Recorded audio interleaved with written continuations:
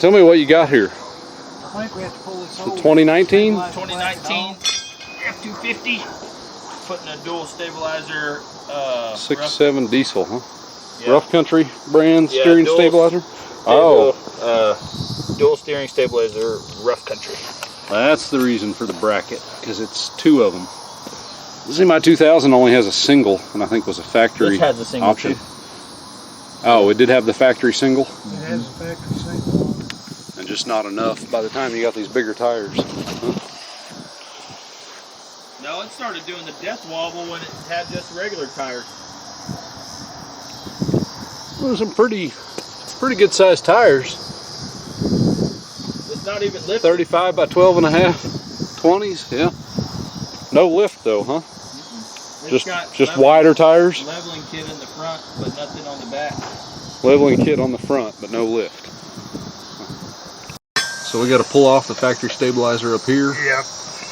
And then that bracket will mount back to the diff cover and bolt to the side of the axle, the tube. But it's gotta go on the drag link.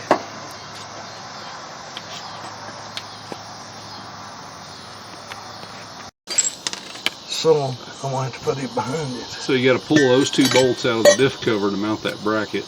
And that's also where the factory data tag was, gear ratio and axle model number. They don't give you longer bolts, do they?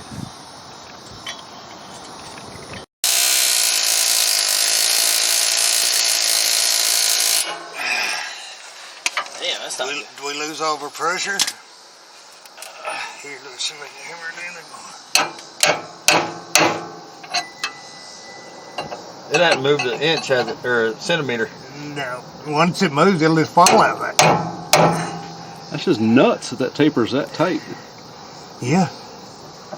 And that thing of it is, you can't Hardly get in there on it. get in there to hit it. They make a pickle fork that fits these, but I don't have one.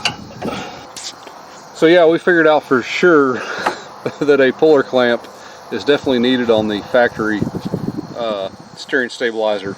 It's a conical bolt, and you'd think a pickle fork or just a sharp rap with a hammer would get it to pop out.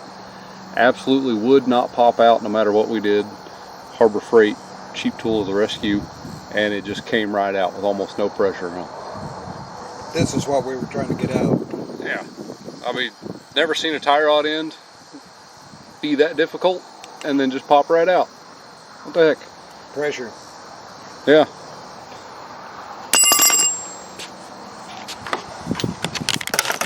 No, that's crazy. Yeah. So all buttoned up, and it's dark 30, of course. And we have a whole shop in there with a lift. We could have put it on. Oh well. Bracket out here goes just Gas charge. What damn good's it gonna do? I mean, just outside on your tie rod end, right up next to the collar on both sides. 2 U-bolts on this bracket. Yeah, they should not put. And your stud goes out here, and the bolt goes here on each end. Bolt facing down, nut on the bottom. And then this main bracket's got 1 U-bolt going around the axle tube, the axle housing, and then these 2 bolts into the differential cover. And then same thing over here. And your factory tie rod, there's the, or sorry, factory steering stabilizer, there's the spot that was so difficult. Right here. Right there, that guy, to get out without that clamp. And then he bolts on right up over there, which we just left the bolt out because it's no longer needed. So anyway, yeah, should have been a 20-minute job, and somehow it turned into, you know, yeah, it was fun, wasn't too bad.